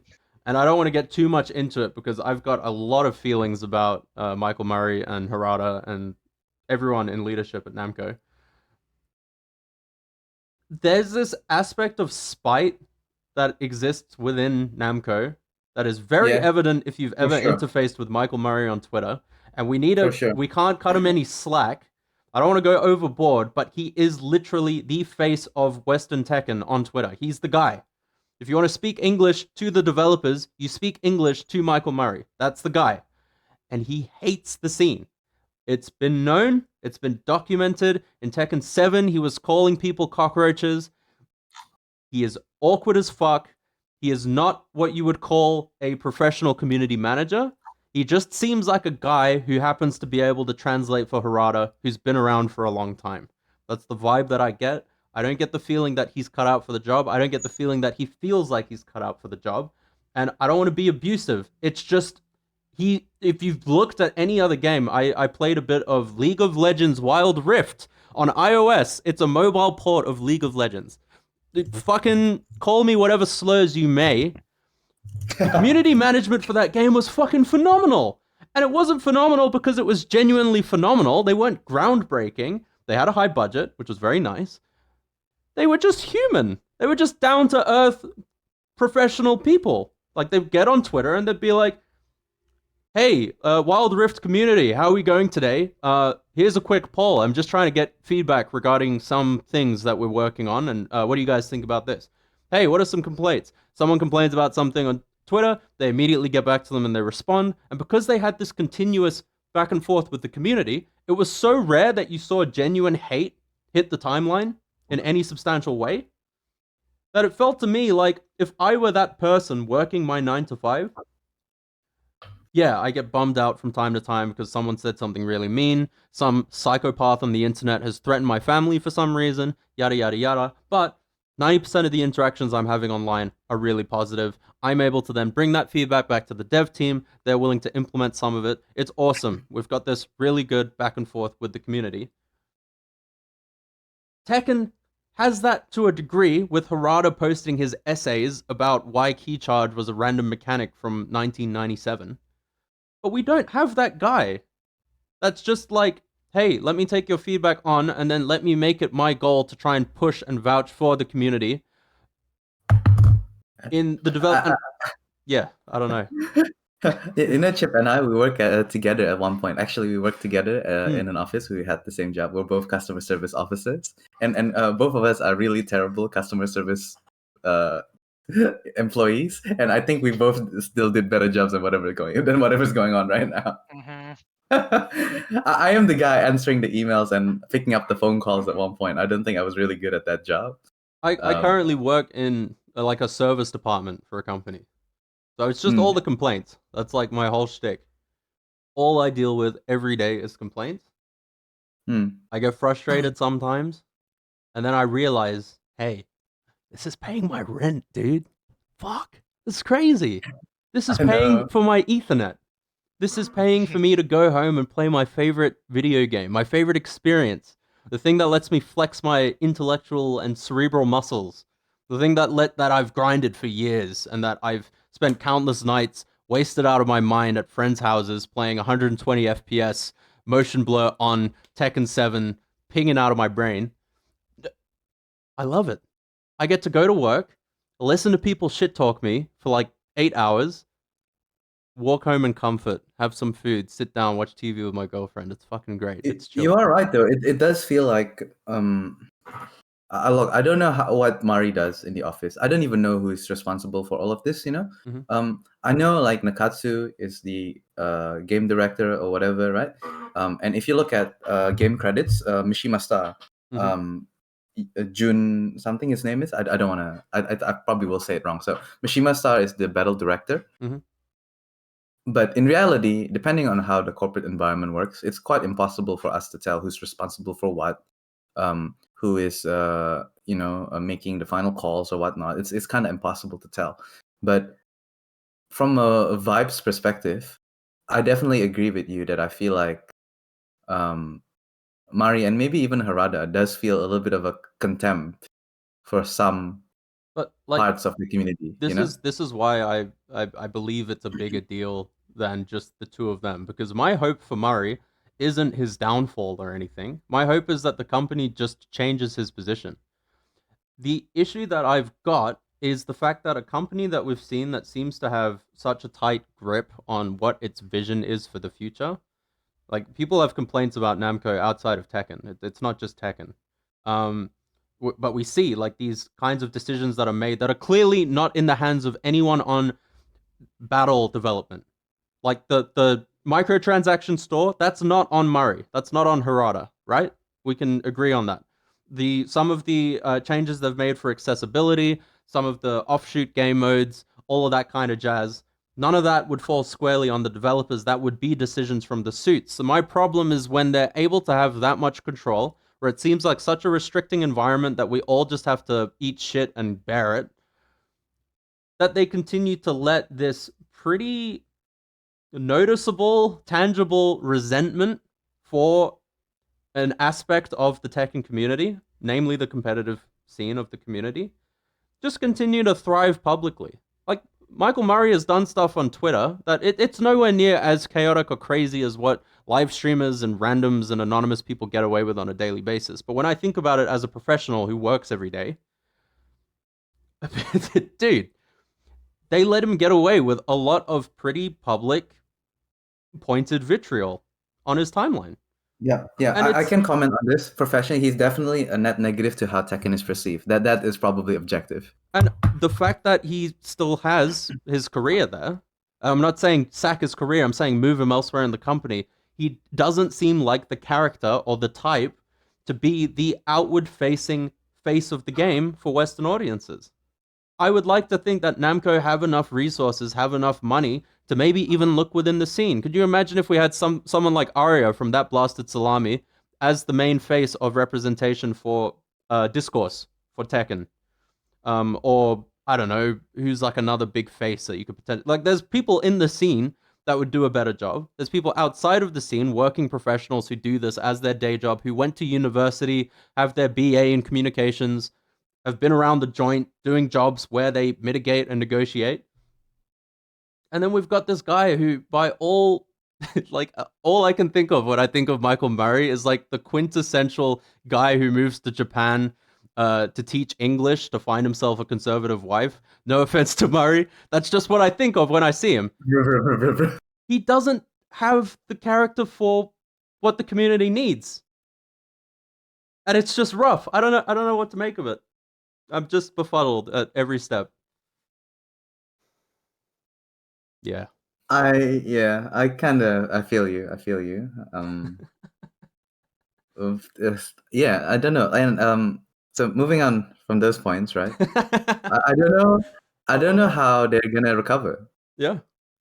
It's impossible without rolling back changes, taking away moves, but they're not going to do that. Yeah. They will not do that. And it's in a very high state of uncertainty of what's the game's gonna be. I will promise you one thing: as long as EWC is a thing, the pro players will travel, and they will play because there's too much money on the line. Mm-hmm. They're lucky Tekken got in this year. Yeah.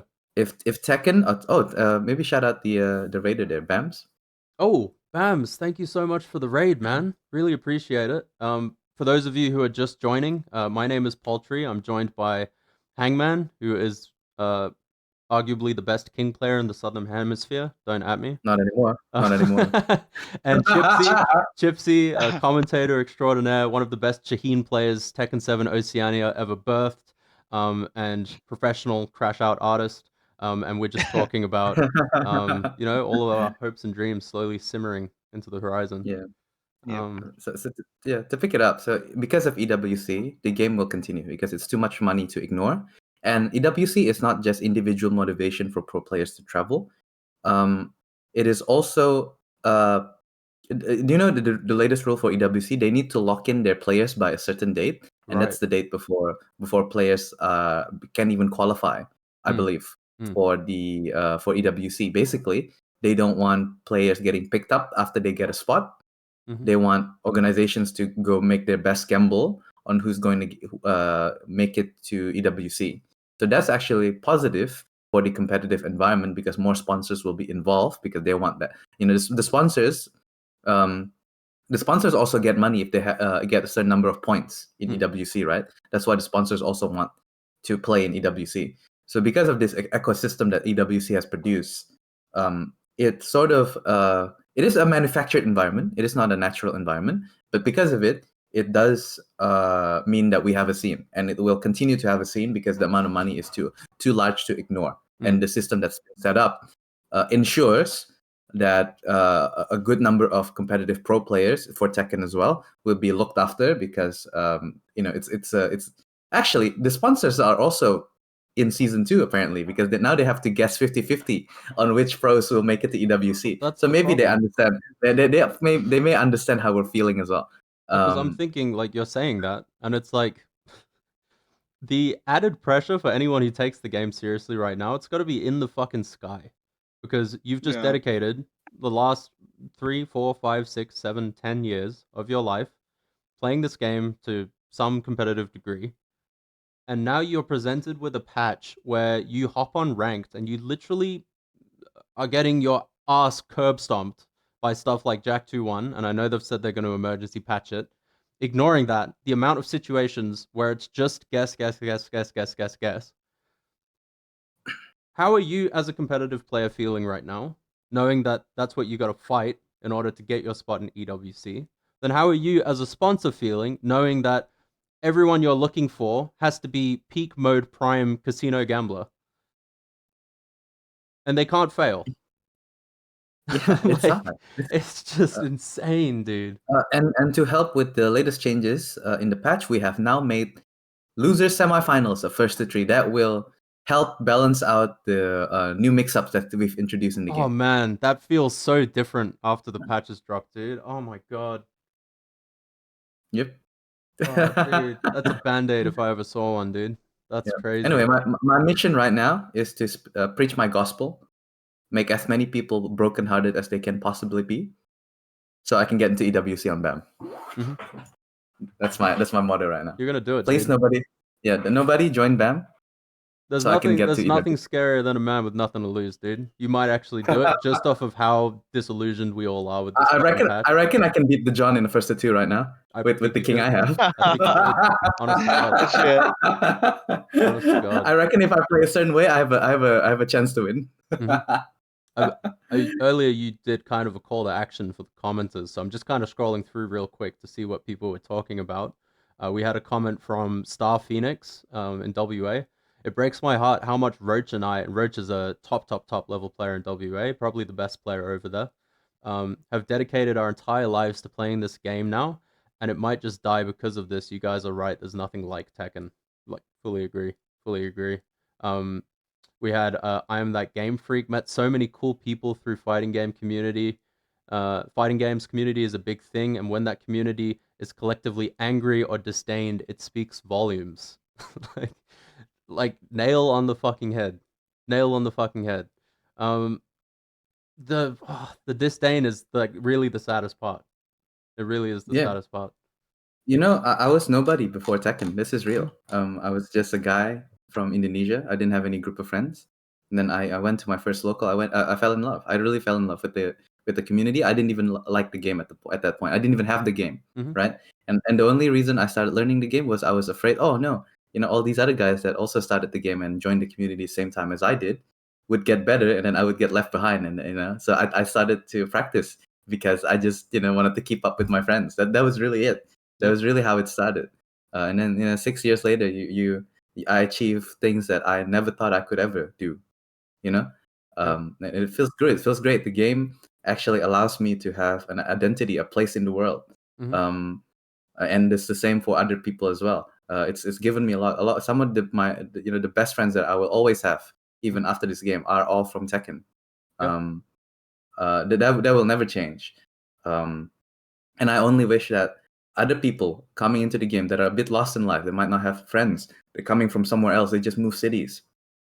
But if they like Tekken or want a place to hang out and play games, they could also have the same opportunity that I did.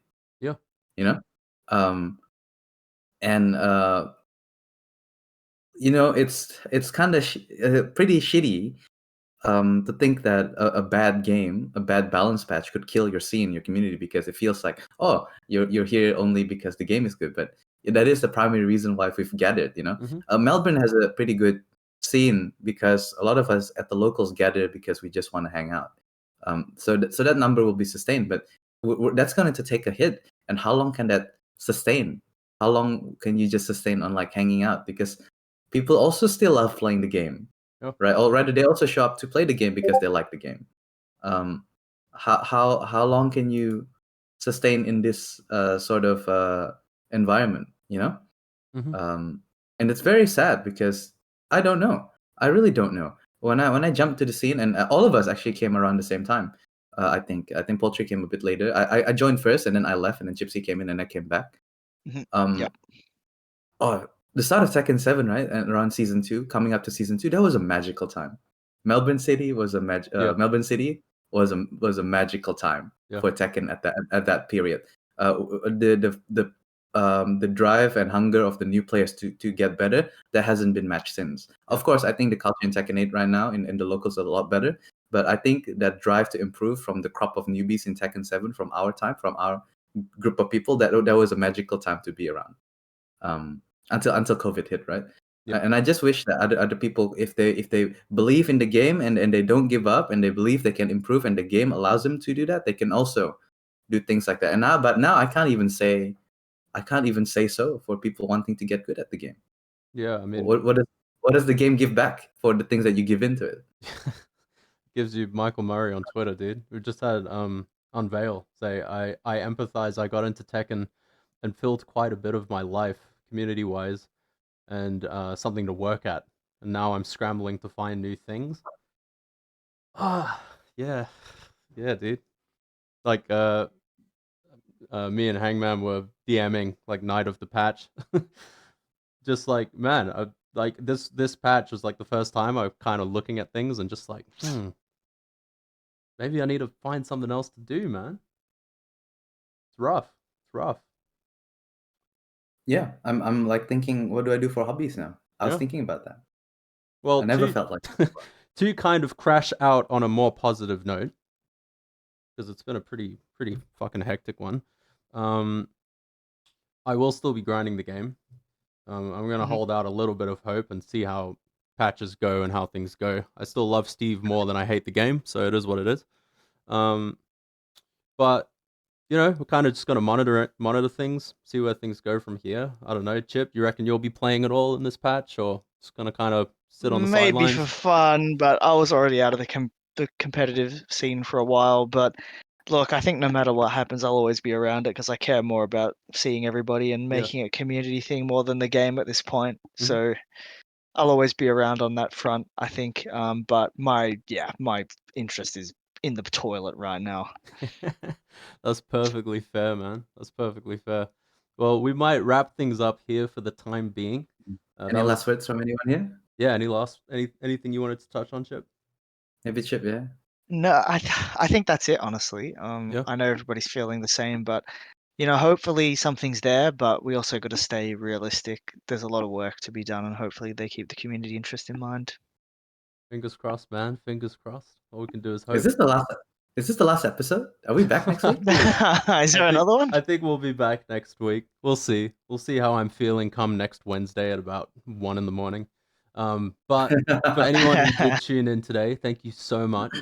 I'm probably gonna stay on stream for another like 10, 15 minutes or so, but we might wrap up the podcast here. So we'll see you guys all, hopefully, in the next one, because we haven't gotten Margin Obama on yet. So maybe next Swindler will be Swindler or Guilty Gear Strive podcast or some bullshit. But you guys all have a wonderful night, Hangman. I hope all of you have a good night. And if you're feeling down, a lot of people are feeling down. Maybe there's other things to do in life as well. I was sitting there on my bed, going through all the memories I had in the scene, in the game, what I've accomplished. It's been a good run. It generally has been a good run. I don't think anyone can say that I'm not the best player by any means, but I don't think anyone can say I didn't work hard. I didn't try. You know, Absolutely. uh, um, you know. I'll see you when I see you. You all have a wonderful night. We'll catch you in the next one. Peace. Goodbye. All right. Well, I'm staying on stream, lads. Hangman, I don't know if you've got anywhere you need to be. Let me just quickly message Chip. No, thank you. What are you doing on stream? Are you playing or are you just chatting? I'm just gonna chat for a bit, just while a few people are here, and then I'll probably raid someone. I'll stay with you if you want. Yeah, you wanna play a game? Oh no, I'm good. I'm not playing. Nah, I'm only gonna be on for like 10 minutes. Everyone in the Yeah. chat, thank you so much for tuning in. Dude, fucking crazy, man. Actually crazy. I Bro, Oh, that are we was still live? heavy. Oh, thank God. Yeah, we're still Are we still live, live? dude. We're Oh, still thank God, live. thank God. I was about to say some shit. I guess in the chat are lucky. Or not lucky. I don't know. I was Let's about hear to say some crazy shit. No, I'm good. It's not. I'll be cancelled. I'll be cancelled. Oh, dude, real as fuck. Real as fuck. Nah, this most likely won't be the end for the pod just yet. It might be. It might have seriously expedited the life expectancy of this podcast, but I enjoy it. I like talking with my old friend Hangman. I can only hear Poultry. What's going on there? Hey, talk to me, brother. They're capping. Oh, they're capping. They're capping. You This is the motherfuckers. first shit. You The actual motherfuckers. podcast is done. I'm not Twitch savvy enough, you dickheads. Get out of here. Get out of town. Oh my God. Something about Michael Murray's taste in women. Yeah. Maybe I went off the deep end with that one a little bit, but I don't know, dude. It is what it is. I just want to know that someone on the dev team plays the game. I think the only way they fix this if they go the No Man's Sky route, you Yeah. know, and Like that might mean a lot of silence. Yeah. But they're working in the background. That might be the only way. For those who don't know, No Man's Sky was a obscenely ambitious open world, open universe project where you basically get to fly ships around this galaxy and land on planets, and every planet has its own flora and fauna, and it's all procedurally generated. And the game comes out, and it's fucking butt cheeks. And now let's see if we can find it. Let me go to Steam real quick. I'm curious to see what the reviews are like these days because they put in the fucking work. The only other example I can think of that did such a good job was Rainbow Six Siege. I think had a similar sort of story arc. I don't know if that's still the case now. But if I transition here, we're at very positive. I don't know what the most recent patches have been like. But this game was literally a dumpster fire on release. Absolute dumpster fire, and they fixed it. It's actually very interesting what you said that because it's not just dumpster fire game wise. Mhm. It's because a lot of it feels like false promises based on interviews. It's actually quite. It's not exactly like our situation here, but there's some similarities. That's true. You're right, actually. Yeah, community expectations, what the dev said the game was gonna be, and then what it ended up being, right? And how the community felt like they were betrayed, they were being lied to, and it's not exactly the product that they are getting, that they've bought, that they've pre-ordered. Yeah, I don't know. Man, they really put a lot into this patch. That's what scares me the most.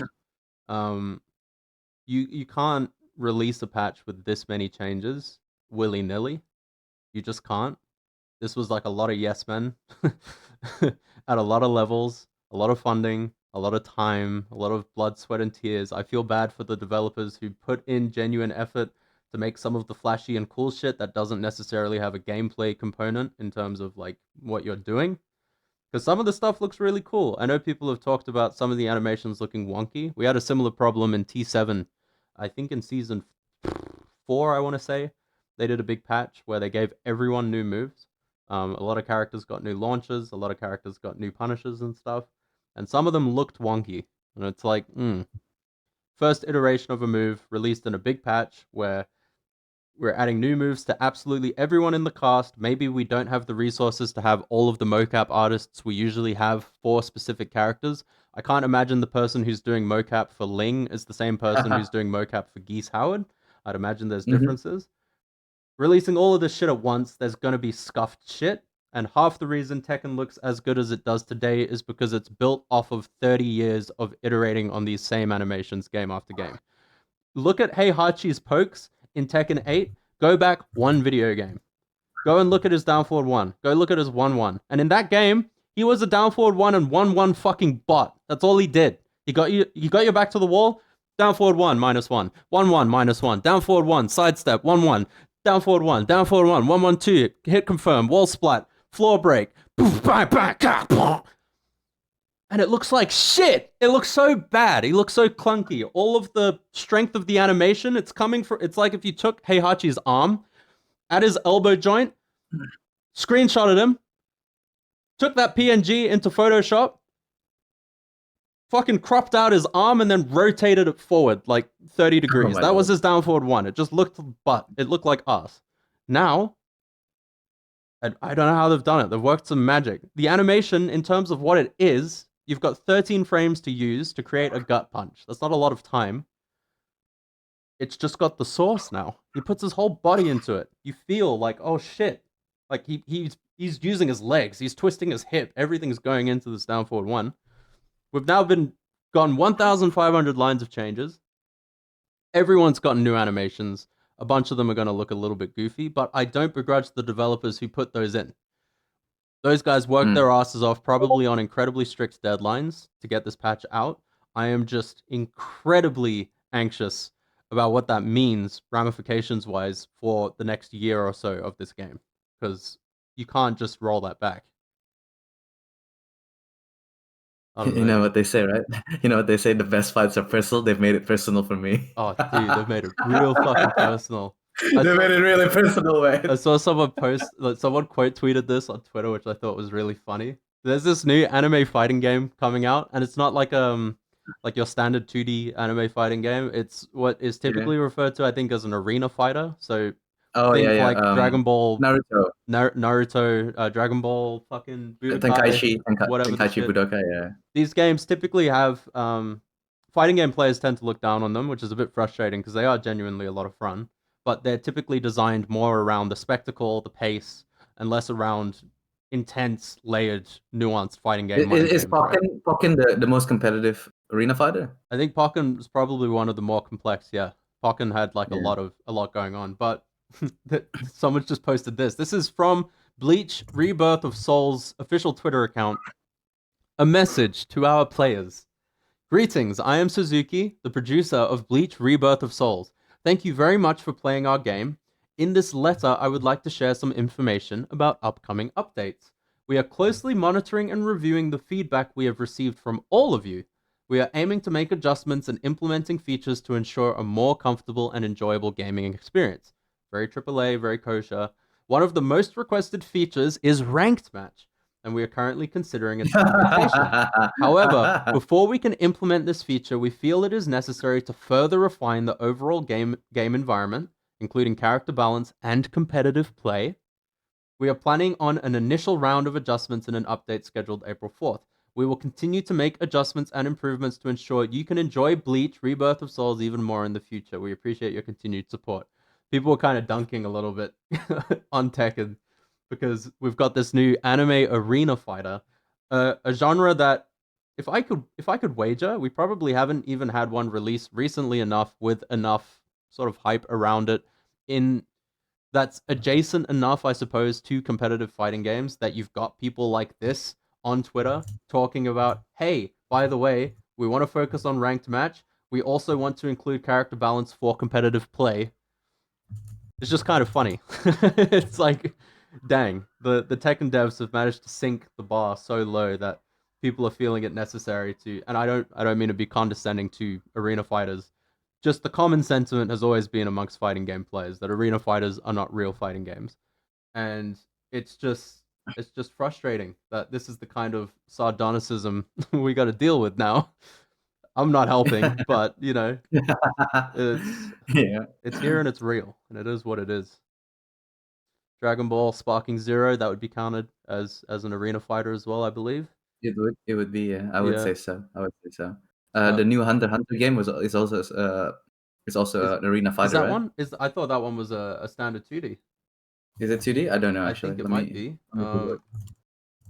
Let me see if I can find it. And what did Benson just say? While the difference between this post and Harada being like, play the game and like it, will ya? That's what it like. Here's the difference between Murray and Harada, in my opinion. This might be a hot take. I think the difference is Harada's just a charismatic dude. He has a lot more invested emotionally in the franchise because he's been around for so long. He's core to a lot of the gameplay decisions that have been made. But at this point in time, just in terms of general vibe that I get from both Murray and Harada's communication, there's just a lot of underlying disconnect and some degree of underlying resentment. Like Harada's been doing these really, really insightful episodes on YouTube as part of a series called Harada's Bar, where he goes in depth about the behind the scenes of his games and what it's like being a developer. And then he's got these really long Twitter essays that he writes about really interesting anecdotes from history. But there's always like this slant to them. And recently he spoke about the key charge change. They've basically changed how key charge works in this season. Used to be a thing where you press key charge, your character takes a shit, they power themselves up, and now all of their moves are counter hit. And to compensate for the fact that they're now a walking counter hit launcher, they can't block. That's how it worked, right? They've removed this now. And Harada does this big long post, and it's endearing and it's anecdotal and it's cool to see the behind the scenes where he basically says that stuff like key charge and stuff like Brian's taunt was put in the game to add character, and it was put in the game for fun. And we didn't realize how much it was appreciated and enjoyed until we made the decision to try and remove Brian's taunt, and then a bunch of competitive players came up to us and were like, "No, that's Brian. That's his identity. Taunt is huge. Like when he's at the wall, he does taunt, he fucks you up." And Harada's sitting there like, I didn't even know you can do that. What? So it's cool that he's got these stories, and it deepens one's connection to the game and the community, and it's cool to know the history. But him trying to put that spin on it to then go and remove this mechanic that so many people love. And Hangman, you last week made some fantastic points as to why key charge being removed is actually a pretty good thing if you're just focusing on competition. And I think I agree with you at the core. But the kind of damage control that he's doing, it just feels like a very charismatic... I don't want to say it just feels like it. This is multifaceted. To a degree, it feels like Harada basically saying, hey, don't ask me for shit. We're removing this thing.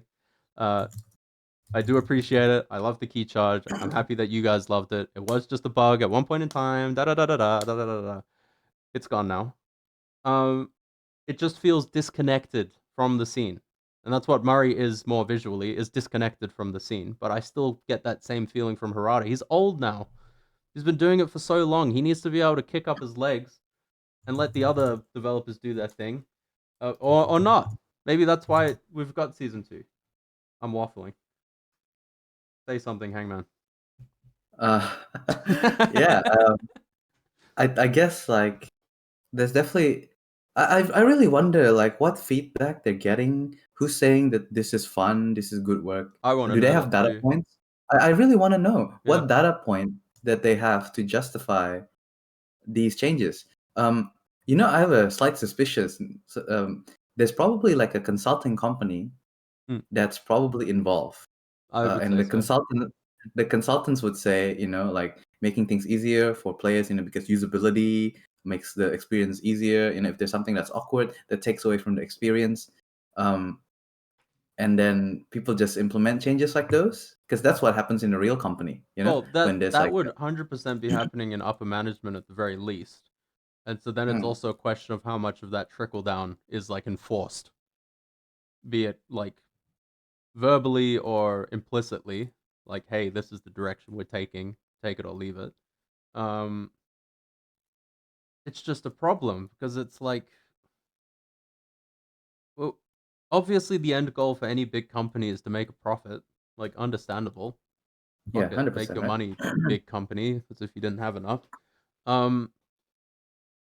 But at what cost? Like, everything these days is franchises. Everything these days is banking on um, credits from years and years and years of audience fandom. So many people will buy a Tekken game just because they bought the last 10. I bought like 3 copies of Tekken 7 for myself, let alone the amount that I bought for offline events, for example. I bought Tekken 8, pre-ordered it, got the first year pass, knowing that there was a lot of stuff I didn't agree with, but also knowing that this is the only game on the planet that has Steve Fox in it. It's the only game on the planet that's got a movement system I feel at home in. Yes, there are other fighting games that are phenomenal. Yes, Street Fighter 6 is a fucking dope game. Yes, I agree 100%. not interested. Yeah, I have zero interest in playing other fighting games. I also have zero interest playing in older Tekken games. Mhm. Not that I wouldn't enjoy it, but I just want to play what the current game is, right? I agree. Um, I really want to go back and play Tekken 6, but so much of the drive for me for whatever the current game is the quality of life that comes with it. It's like, yeah, I can hop on it's a ranks, big deal. there's players there. I don't need to go and It's a big get deal. some emulator and hook it up to Parsec and then play on a spotty connection. I don't need to worry about a lack of resources, a lack of discourse. I really enjoy topics. I enjoy watching people lose their minds over tier lists. I enjoy the competitive circuit. It's all one big thing. It's not just one aspect. And seeing it Uh, get the boot like this, it's rough. yeah, I might have to old yeller Tekken 8, man. It's crazy. Time to go back to MVC3. Real, dude. Real. Maybe that's the Uh, play. We want to get Margin Obama on the pod, right? Cool Joe's cracked it. Cool Joe's fucking cracked it. it's I've not seen anybody happy who's put some time into the game, really. Yeah. But actually, no, that's a lie. I've seen some people on Twitter that liked it. Shadow 20Z, right? He Mhm. likes it a little bit and acknowledges the problems of the game. Yeah. Fair enough, right? And right now we're experiencing the strongest reaction Yeah. because the people that dislike changes will be the one that voices it the most, Mhm. and the early reactions will be the loudest as well. So reactions going forward will probably be less strong than this week Mhm. and in the first few days. Yeah. So I think we'll start to see like, oh yeah, I've played the game for a bit now, it's starting to get better, or now I'm learning. I hated it before, but now I'm starting to learn to play season 2. I think we'll start to see comments like those, Yeah. right? For real. And if people feel that way, that's good for them. For me right now, I find it really hard to see myself playing like how I used to. Yeah. I find it really hard for me um to be there and just like, okay, And today I like lost. What could have been better? Yeah, sorry, go. we already saw it from 7 to 8, right? I think the common example brought up, I don't want to necessarily put a spotlight, but he's someone that meant a lot to me in terms of why I was so indebted to the community back in Tekken 7. Alchemist, for those who don't know, absolute legend in the Australian Tekken community. Used to compete, super high level, super fundamentally oriented, super defensive. Played Kazumi, played Steve. Big fan, big ups, all the way. And he was like one of the voices for streaming in Tekken in Oceania. Everyone always used to tune in. It was just a good chill time. Bro, where even is Alk fun streams? Real. He hasn't really been around for Tekken 8 because it's not a game that fits his hand. It's like a topic, like a concept people talk about, I think in Korea or Japan with fighting games, having a character that fits your hand. It's usually referring to execution. Like when you just know a guy who's an execution nut in a way that makes no sense to you. When I look at Dimmy play Heihachi, it's like I can't. I'll never be that guy. And it's because the character doesn't fit my hand. It fits Dimmy's.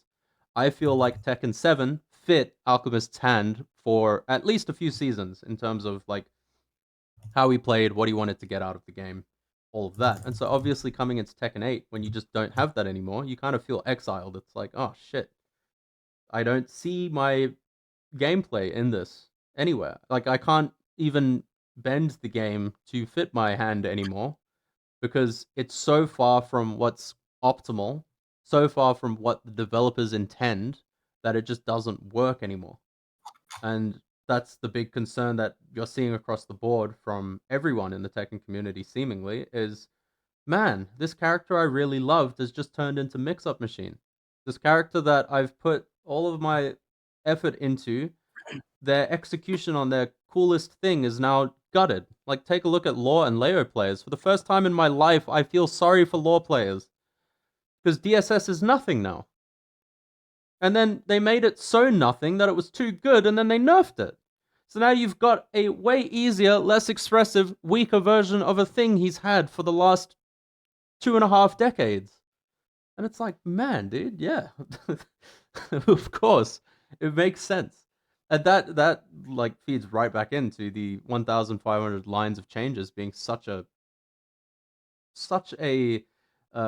difficult thing to process. Are the developers gonna double down reverse things. It's not just reversing things once necessarily. Like some of these changes are hitting a character in multiple ways. Like if you take a look at lore, they've simultaneously made DSS easier and then made it weaker to compensate for the fact that it's easier. So now they would have to go back on not only the function of the move in terms of its expression, but also the execution. So they're basically saying, oh, not only were we wrong about how good it was, but we were also wrong about how difficult it was. So now we need to recorrect on two different axes.